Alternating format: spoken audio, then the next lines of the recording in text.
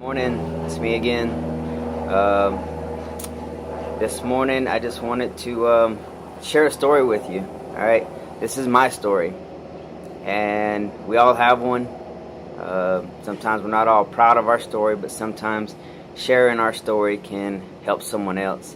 All right, so um, I've met a lot of new people in my life over the last several years, right? And a lot of people know me, but nobody knows my story. So that's what I want to do this morning, is just to share my story in a nutshell. There's a lot more to it, but um, I've written it down so that way I don't deviate, because I will begin to talk and talk and talk. So, all right, here it goes. It says everyone has a story. In every story there's a beginning and an end. Here's the thing though, sometimes the end is only the chapter and not the story.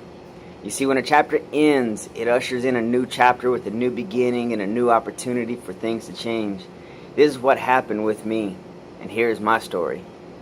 I grew up in a Christian home, the child of a pastor. I went to church and was able to act better than even the highest paid actors. There was a line in the song, the term Christian is not a definition of a perfect me.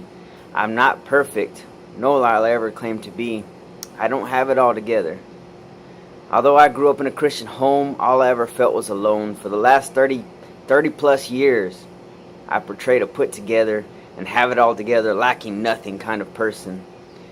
I met my wife when I was young. I had a child and was married within the first 3 months of turning 17. I knew that I had a responsibility, and I owed it to myself, my wife, and my child to never lack a thing. I finished school early, and I've held a job of some sort since even before then, but now it's the only option. For the better part of my 20s, I hated God, I hated Christians, I hated the church, and I hated the hypocrisy it created by preaching a watered-down gospel. I hated the fact that the church body was still suffering, even though they showed up every Sunday. I hated that a person could get wasted on Saturday, be filled with God on Sunday, and return home an empty vessel that very same day. I didn't want religion, I wanted a relationship. I always tried to fit in, pretend I was the cool guy, but all along I was the wrong kind of influence. I was a heavy drinker, I did bad things, and worst of all, I had a failing marriage. Not only was I failing at marriage, but I was failing at life. I was successful on the outside, but what many did not see was behind closed doors. I couldn't pay the bills. Sometimes I came home, it was dark, there was no water, there was no heat, and there was no food. I let my family suffer. This is not what I wanted. In all of the fun and chaos, I lost myself in what I believed. I disowned God, and I believed in spirits. I believed in winds. I said whatever will happen regardless of what I do or say, so why try?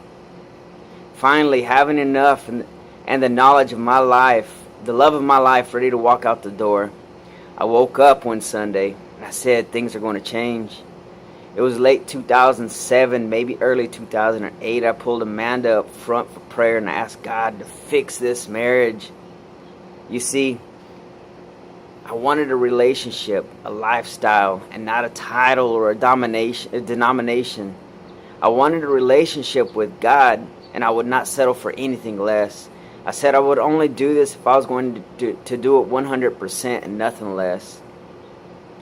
I would not be halfway, and I would never be like those I despise. I did not, and I do not want to be the one who causes others to believe as I once did.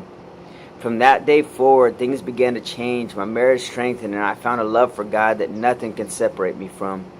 I have a heart for youth because I don't want to see them have to live the struggle I did. So here we are in 2016 with a passion for life, each other, and God. Although this is the end of my testimony, my story is still being written, and so is yours. Don't give up, but instead close this chapter and start fresh with a new chapter. So that's my story in a nutshell. There's more to it, there's more details, but in a nutshell, that's me. And I just want to encourage you that God can use you. God wants to use you to bring a change, to show love in this world, right? You don't have to fix nothing. You don't have to clean up nothing. All you got to do is show up. God will do the rest. give it up. Let God do it. But I'm just saying that God can use you regardless of where you are, what you're doing. God can use you. He used me. All right. As I did in the story of Gideon, he used the runt of the litter, the farmer.